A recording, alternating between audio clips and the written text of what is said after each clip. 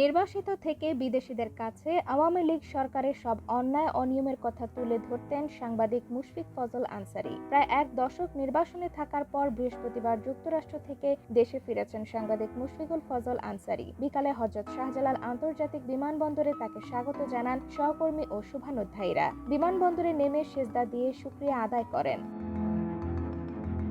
এই সাংবাদিকের দেশে আগমন উপলক্ষে বাংলাদেশ ফেডারেল সাংবাদিক ইউনিয়ন এবং ঢাকা সাংবাদিক ইউনিয়নের সহযোগিতায় জাতীয় প্রেস ক্লাব শুক্রবার বিকালে এক সংবর্ধনা ও মতবিনিময় সভার আয়োজন করেছে। যুক্তরাষ্ট্রের মুশফিকুল ফজল আনসারী হোয়াইট হাউস এবং জাতিসংঘের স্থায়ী সংবাদদাতা হিসেবে কাজ করছেন।